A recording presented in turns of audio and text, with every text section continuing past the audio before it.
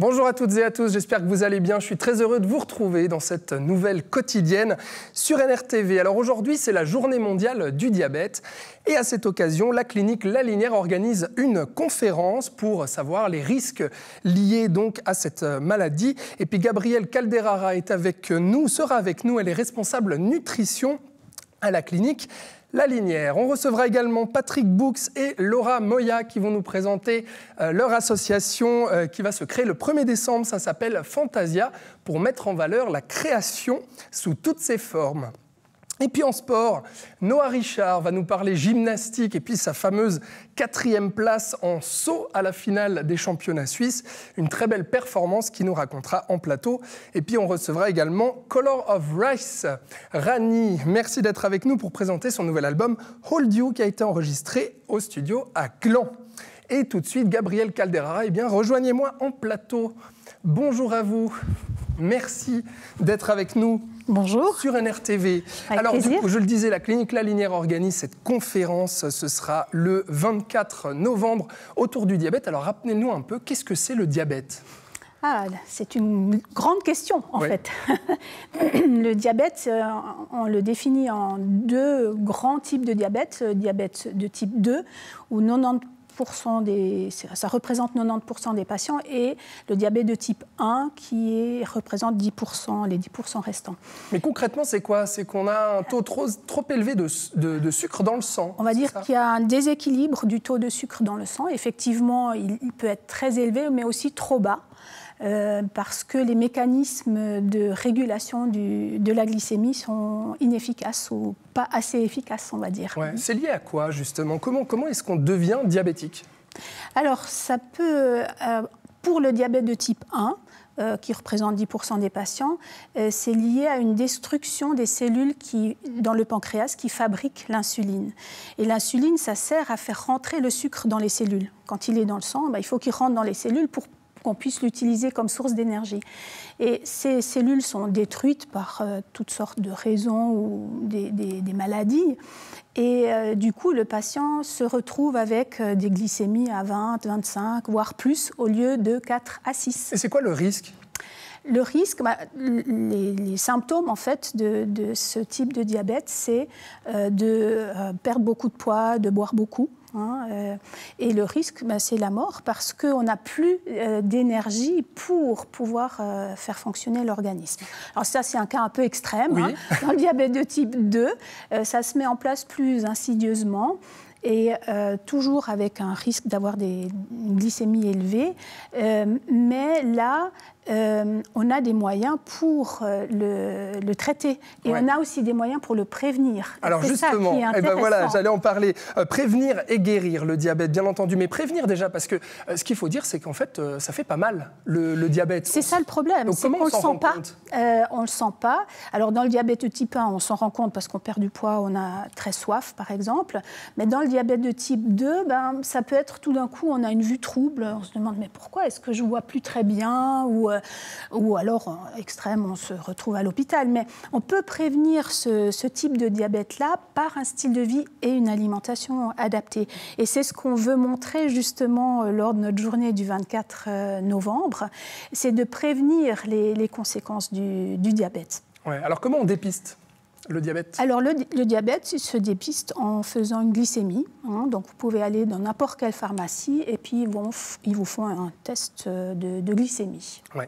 Après, une fois que c'est un peu trop haut, il y a d'autres tests qu'on met en œuvre pour être sûr que c'est bien ça. Ouais, donc effectivement prévenir la maladie, mais alors ensuite le diabète, comment ça se guérit? Quelles sont aujourd'hui les formes en 2022 pour justement guérir ou en tout cas atténuer les symptômes du diabète? Alors le diabète, c'est une maladie chronique, mais qui peut se guérir dans les premiers stades de la maladie, en tout cas le diabète de type 2. Et ça se guérit au fait déjà? Ça peut se mettre en rémission. D'accord. Avec un style de vie adapté. Et une alimentation saine également. Donc, style de vie, c'est-à-dire de l'activité physique, la gestion du stress, une alimentation basée beaucoup sur les végétaux. Ça veut dire qu'on limite, mais un diabétique reste diabétique. Alors, le risque de développer un diabète, il reste là. Mais on peut très bien avoir une glycémie normale sans médicaments, avec un style de vie adapté, en tout cas dans les premières phases de développement du diabète, c'est clair. Alors c'est vrai qu'il y a tout un aspect aussi sur les moyens de guérison, ou en tout cas ce que vous venez de nous expliquer autour du diabète. J'ai lu justement qu'en Suisse, eh bien, une personne diabétique sur 6 renonçait à des soins pour des raisons financières en Suisse, ce qui effectivement pose problème. Qu'est-ce que vous répondez à cela ? Ça, c'est un gros problème, pas seulement pour le diabète, mais aussi pour d'autres maladies chroniques, parce que comment ça s'appelle ? Les revenus ? Non, pas les revenus. Les franchises pour les assurances sont très élevées. Donc, on ne va pas aller chez le médecin pour des broutilles.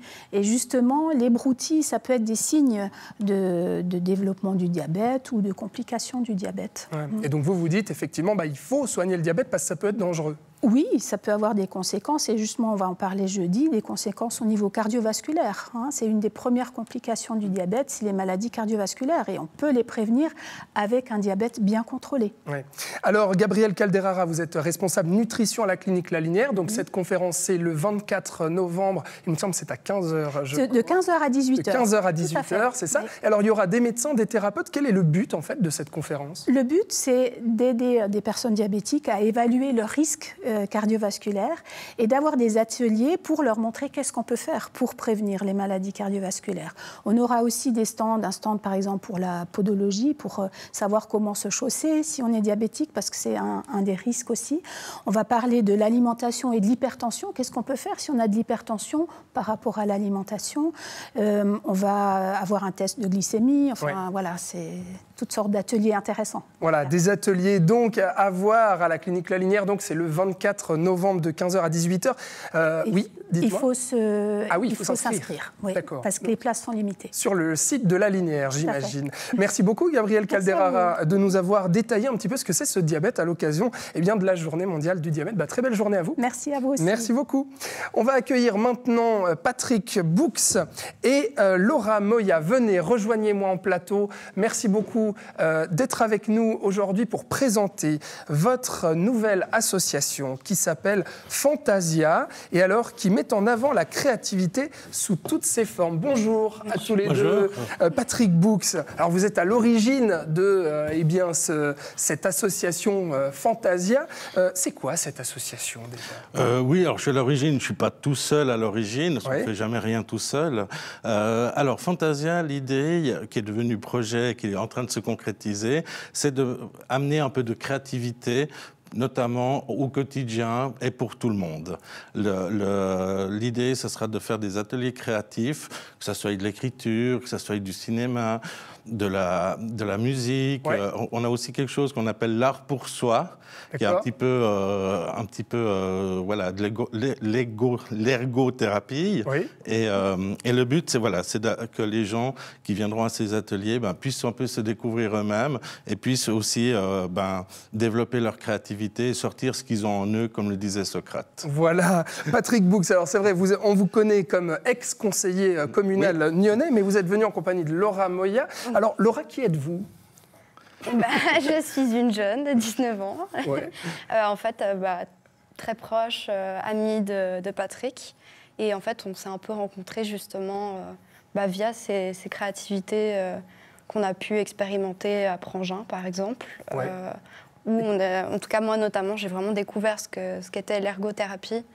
Et du coup, ça m'a tout de suite parlé. Je suis très intéressée par le domaine artistique, donc forcément... Donc vous avez eu envie de vous associer pour créer cette association Fantasia. Et si je peux préciser, parce que Laura est très modeste, mais c'est aussi une artiste et qui fait de très très belles œuvres, donc voilà.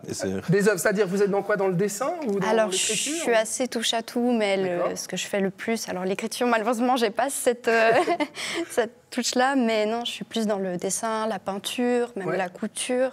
Je fais énormément même de crochet et de broderie ou autre. Alors pourquoi c'est important la création pour vous ?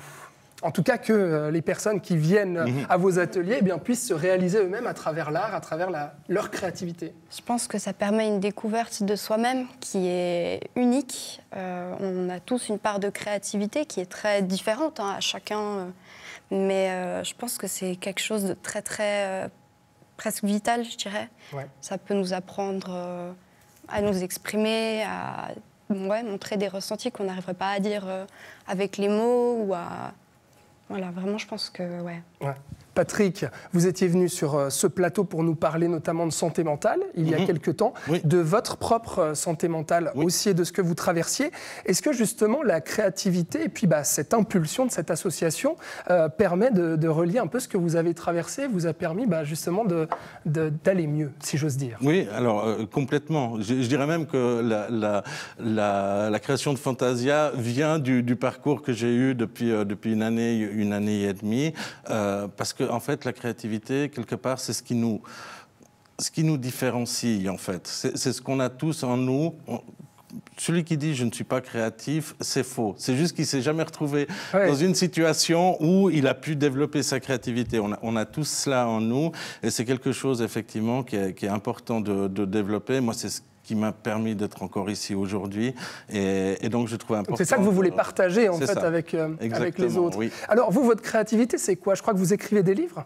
Oui, c'est ça, oui, c'est plus l'écriture, effectivement, oui. L'écriture, est-ce qu'il y a d'autres formes de créativité qui vous ont révélées, qui vous ont été révélées ces derniers temps, que vous ignoriez vous-même, justement? C'est une bonne question. Je pense vraiment à le dessin. Ah ouais. Je pense vraiment le dessin, je suis un fan de BD depuis tout gamin, mais j'ai eu l'occasion ces derniers temps de rencontrer des gens comme Laura qui savent dessiner, ce que je ne sais absolument pas faire, et je trouve que c'est quelque chose de merveilleux en fait. Et donc le dessin a quelque chose dans l'imaginaire que je trouve assez fascinant. Vous attendez quoi, Laura, de cette association? Le but vraiment de cette association, c'est quoi? C'est le partage avec les autres? Oui, déjà un partage avec les autres. Ce qu'on va aussi proposer, ce serait des ateliers créatifs pour que justement ces personnes qui pensent ne pas être créatives en fait, puissent l'exprimer, trouver des formes d'art peut-être dont elles n'ont jamais entendu parler. Et de mettre en avant les artistes de la région aussi. Exactement, via même des expositions ou d'autres moyens. Alors, la création officielle de cette association Fantasia, d'ailleurs, pourquoi ce nom? Fantasia, parce que imagination en grec. D'accord. Tout simplement. Voilà. Et c'est pas comme le Disney, c'est pas avec F, c'est PH. Oui, j'allais vous dire, Patrick. Il n'est pas là. Il n'est pas là. Mais par contre, le 1er décembre, il y aura une table ronde avec notamment les journalistes et écrivains Marie-Christine Fer et Rodolphe Henner, le réalisateur Marc Descoster et l'architecte Pierre Vallen, qui est également municipal à Nyon. Et donc, ce sera la création officielle sous un atelier d'écriture, c'est ça? Non, alors ce qu'on s'est dit, c'est que vu qu'on crée l'association officiellement le 1er décembre, ce qui serait sympa, c'est d'organiser un événement pour cette occasion. Et on fait une table ronde qui s'intitule « La créativité au quotidien », où on a pris des gens qui, au quotidien, dans leur travail, doivent être créatifs, en fait. Ah oui, d'accord. Donc, M. Vallen, c'est pas le municipal, c'est l'architecte. Même si municipal, peut-être qu'il faut être aussi un peu créatif, des fois. Mais en l'occurrence, c'est l'architecte. Madame Fert, c'est la journaliste, comme Rodolphe, et puis aussi l'écrivaine. Marc Descoster, évidemment, la réalisation de films et tout. Et ce qu'on a envie, c'est qu'ils nous partagent leur expérience, comment ils vivent leur créativité, comment, dans leur quotidien, dans leur travail. Comment est-ce qu'ils doivent mettre la créativité dans leur travail? Eh bien, parfait. Donc, rendez-vous le 1er décembre. C'est un événement donc à Nyon. C'est à quelle heure? C'est à 20h, à la ferme du Manoir, à la salle du conseil communal et entrée libre. Entrée libre. On doit s'inscrire ou pas? Non, pas besoin. Non, on vient comme ça. Voilà, on découvre la créativité. Bon, très bien. Laura Moya, merci beaucoup. Patrick Boux, merci à vous aussi de nous avoir présenté Fantasia. Je vous souhaite une belle journée à tous les deux. Et puis, on passe donc de cette page culture à une page sport avec Noah Richard qui va me rejoindre. Venez seulement, Noah, puisque vous venez d'obtenir une belle 4e place à la finale du saut des championnats suisses de gymnastique. Bonjour. Bonjour. Alors, c'est un exploit, parce que vous êtes de Longiro, mais c'était la première fois que vous concouriez dans la catégorie, la plus haute catégorie de la compétition. Bon alors, pas loin d'une médaille, 4e place, mais finalement, j'imagine que vous êtes heureux. Oui, alors ça a toujours été un rêve de faire des finales par engin, donc être dans les 8 meilleurs. Donc ça a toujours été un rêve et une 4e place, et je suis content. Ouais, content quand même. Il n'y a pas eu cette frustration de dire « Ah, j'aurais pu avoir la médaille ». Un petit peu. La 4e place est toujours celle qu'on redoute un petit peu quand même, mais ça viendra pour les prochaines années. Oui, alors c'est vrai que bon, je disais, c'est votre premier championnat dans cette catégorie qu'on appelle la catégorie C7, qui est la plus élevée. C'était un sacré challenge pour vous. Vous disiez c'est un rêve, mais c'est aussi un sacré défi. Oui, il y a des grandes têtes, si on peut dire, des gens qui sont là depuis pas mal d'années, qui ont le niveau et que certaines personnes reconnaissent, on va dire. Donc c'est un challenge de mesurer à eux, bien sûr. Ouais. Alors vous faites de la gymnastique, des agrès. Là, vous vous êtes illustré en saut, mais d'habitude, donc vous êtes dans tous les agrès. On va voir quelques images d'ailleurs pour voir un petit peu ce que vous faites. Mais là, alors pour cette compétition et pour cette finale, vous étiez le plus jeune de votre catégorie. Vous avez 19 ans, Noah. Le plus jeune, comment on se sent quand on est le plus jeune Alors j'ai souvent été le plus jeune dans mes catégories, et c'est assez amusant parce que je sais que les grands m'ont vu grandir au fur et à mesure, et ils se retrouvent maintenant à être en compétition avec moi. Ah voilà, dire, le Donc, petit finalement il devient grand. Exactement, je pense qu'ils ont dû me voir un peu évoluer, mais c'est un plaisir de pouvoir me mesurer à eux maintenant. Ouais, mais vous étiez pris au sérieux quand même. Oui, je pense bien, oui. Ouais, en plus avec ce score. La gymnastique, Noah Richard, ça vient d'où chez vous ? Alors, mes sœurs ont toujours fait de la gym, donc j'ai 2 grandes sœurs, et dès que je suis né, elles ont déjà fait de la gym, donc j'ai toujours été un peu baigné dans l'eau. C'est quoi qui vous plaît ? Alors, c'est dur à dire quand on baigne dedans. Un petit peu, ouais. J'ai commencé la gym à 6 ans, donc ça fait maintenant 13 ans que j'en fais, et c'est mon sport. Je ne catégoriserai pas un autre sport comme étant le mien, on va dire. Ouais. Donc, c'est l'aspect compétitif qui vous tient aussi. Oui. Il paraît que vous êtes très compétitif. Alors, pour moi, c'est un sport individuel, donc il faut pouvoir se surpasser et montrer qu'on est présent. Donc la compétition, j'aime bien. On dit aussi de vous, certains de vos anciens et anciennes coachs disent de vous que vous étiez hyper actif. Alors oui, j'étais une sacrée pile électrique en salle de gym. Ça n'a pas beaucoup changé, mais j'arrive à maintenant focaliser mon énergie. Mais avant, ouais, je sautais partout. Bon, ça n'a pas beaucoup changé. Alors aujourd'hui, vous êtes hyper actif aussi dans votre métier. Vous êtes facteur à Fribourg. Oui. Et puis, vous vous entraînez maintenant 5 heures par semaine. Comment est-ce qu'on allie justement votre profession, parce qu'on imagine que les horaires aussi de facteur, ça doit être délicat, à un sport à haut niveau comme la gymnastique? Alors, le travail, je me réveille tôt, mais du coup, je peux terminer tôt aussi. Donc, j'arrive à rentrer chez moi, me reposer un petit moment, manger quelque chose pour l'énergie, partir. Et aller à la salle. Exactement. Aller à la salle aussi de temps en temps. Ouais. Mais alors, 5 heures par semaine, il paraît que ça reste quand même moins que les athlètes suisses-allemands qui sont à ce niveau-là. C'est que 2 entraînements par semaine, du coup 5 heures. Et les Suisses-Allemands qui sont les meilleurs dans ce domaine, ils s'entraînent tous les jours. Certains ont sport-études, donc font des cours le matin et vont s'entraîner l'après-midi. Ouais. Donc c'est compliqué de s'aligner au niveau, mais c'est un peu arrogant même, j'ai envie de dire. Vous arrivez, vous faites cette place alors que vous vous entraînez moins qu'eux. Ils doivent se dire, dis donc, celui-là... On s'entraîne dur. On s'entraîne dur. Durant les 2 heures à 2 heures et demie d'entraînement, on lâche pas. C'est pas le temps finalement qu'on y passe, mais c'est la qualité. C'est la qualité de l'entraînement, bien sûr. Bon, Noah, c'est quoi votre rêve? Alors, dans la gymnastique, c'est ça? Ouais. Alors, dans la gymnastique, c'est bien sûr la place de champion suisse. Ouais. Dans champion suisse C7, ça serait magnifique. Bon, l'année prochaine. On peut essayer. Je vous mets la pression. Je me prononcerai pas là-dessus, mais je ferai tout pour essayer. Et les Jeux Olympiques? Malheureusement, c'est une autre discipline. Ouais. Je suis dans les agrès. D'accord. Et c'est la gymnastique artistique où on peut faire voilà, il n'y a pas les agrès au JO. Exactement, non, on s'arrête au championnat donc, suisse. Championnat suisse. Donc après, vous ne visez pas championnat européen, championnat du monde? Malheureusement, c'est pas le même sport. C'est pas la même discipline. Exactement, c'est pas la même discipline. D'accord. Ok, c'est quoi qui change en fait? J'y connais rien en gym, je suis honnête avec vous. Alors, pas de souci. Alors, déjà, il y a les engins. Par exemple, les anneaux, chez nous, c'est des anneaux balançants. Ouais. Alors chez eux, c'est tout du statique, donc ça nécessite un peu plus de force, on va dire. Il y a des spécialités comme nous, le sol, il est en longueur. Eux, c'est un grand carré. Ils sont notés sur la difficulté. Si par exemple, ils lancent des trucs incroyables, des doubles rotations en arrière, quelque chose comme ça, ils seront notés là-dessus. Alors que nous, on est beaucoup plus axés sur la perfection et la qualité de ce qu'on va faire. Et le physique. Exactement aussi. Très suisse finalement, oui. la perfection. Exactement. Merci beaucoup Noah Richard. Merci à vous. On suivra votre parcours et puis encore bravo pour cette 4e place. Merci. Et alors que vous allez quitter ce plateau, je vais recevoir Color of Rice, Rani, venez seulement. Et en même temps que vous allez me rejoindre, on va entendre votre chanson. Oui, mettez-vous juste ici, voilà, à ma droite. Voilà. On entend votre voix, votre guitare, sur ce nouvel album que vous présentez, Hold You, qui a été enregistré à Gland. Alors on l'entend, c'est un recueil de ballades folk acoustiques qui ont été composées et enregistrées pendant le confinement. Alors il parle de quoi ce disque, Rani?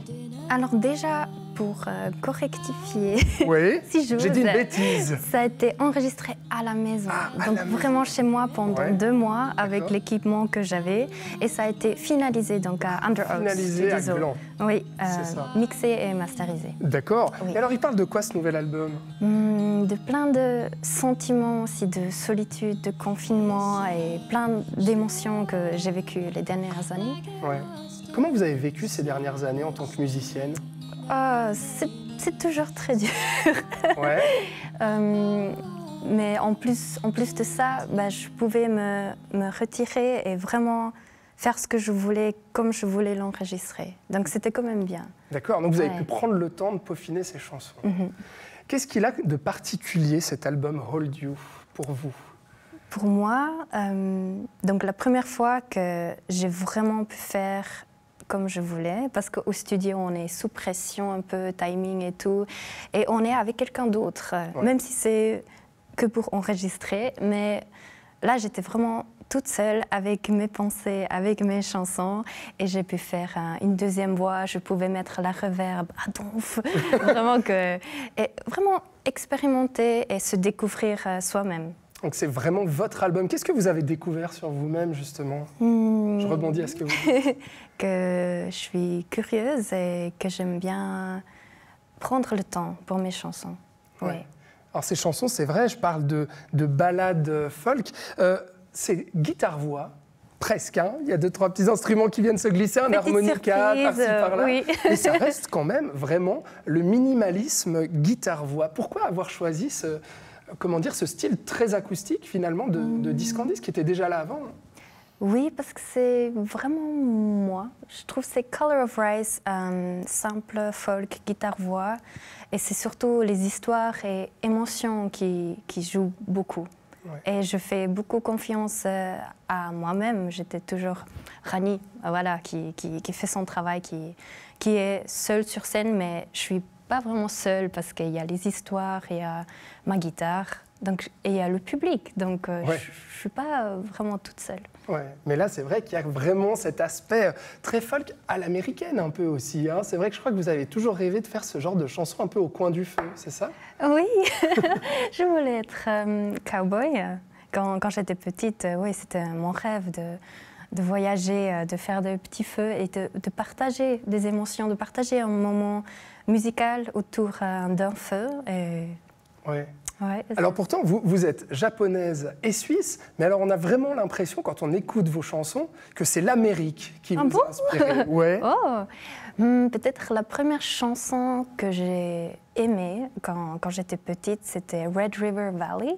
Et il y avait l'image du cowboy sur son cheval avec le chapeau. Et puis, ouais, ça m'a marqué, je pense. C'est une des premières chansons que je voulais aussi chanter moi-même. Ouais. C'est vraiment la folk, c'est vraiment ça qui vous a bercé aussi, étant enfant, par vos parents. C'est ce qui explique que vous en faites aujourd'hui ou pas? Pas trop, parce qu'on écoutait de tout. On aime la musique, on pratique la musique activement de plein de sortes différentes, plein de styles différents. Ouais. Donc, je crois que ça vient juste du fait que j'ai la guitare. Ouais. Voilà, parce que j'ai commencé avec le piano, hein, donc pas du tout folk, on va dire, mais c'est vrai que dès qu'on a la guitare et puis on est un peu troubadour, c'est « Ah, voilà, folk ». Oui.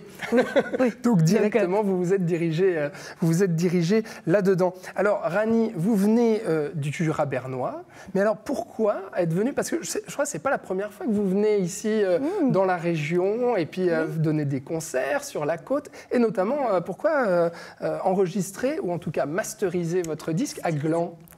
Parce qu'en 2018, on s'est aussi rencontrés, je crois, à ce moment-là. J'ai fait une tournée de release de Oh Darling et j'ai rencontré un technicien de son à la parenthèse.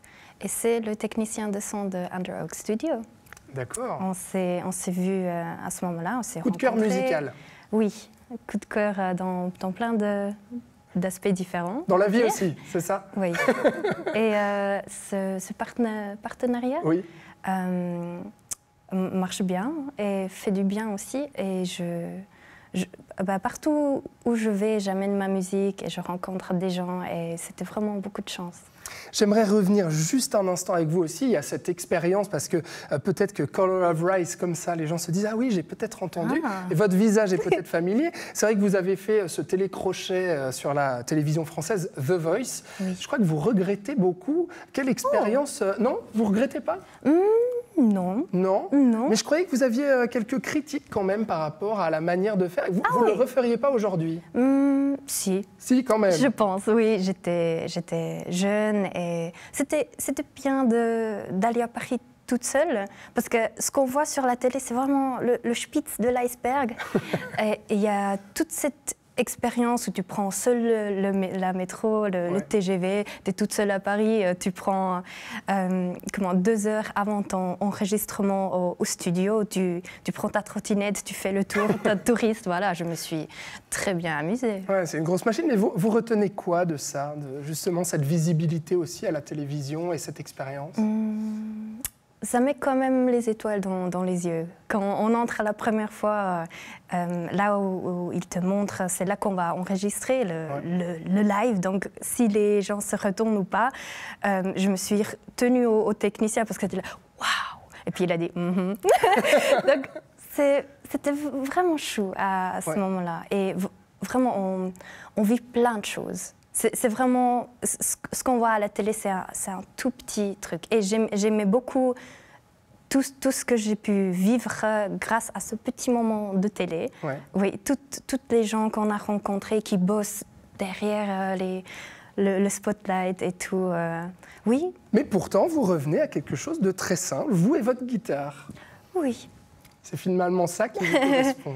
C'est ce qui est le plus, je crois, simple, intime et personnel aussi.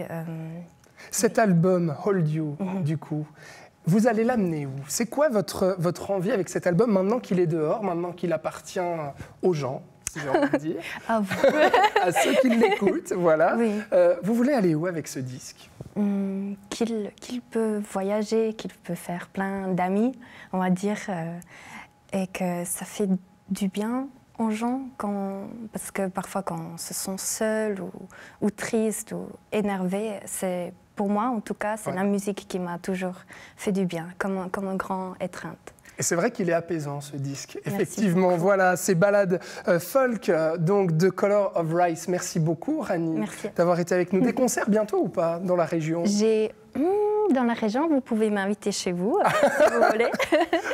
Et on vous réinvitera aussi, tiens, sur le plateau, pour un petit live, pourquoi pas? Oh, wow. Ce serait sympa. Oui, des living room concerts, pourquoi pas. Donc, écrivez-moi sur mon site. Voilà, si vous voulez que Rani vienne jouer chez vous, ou vienne jouer en tout cas dans les salles de concert autour de chez vous. Merci beaucoup, très bonne journée. Et merci à vous qui venez de suivre cette quotidienne. Je vous souhaite une excellente suite de programmes sur NRTV et je vous dis à demain. Bye bye.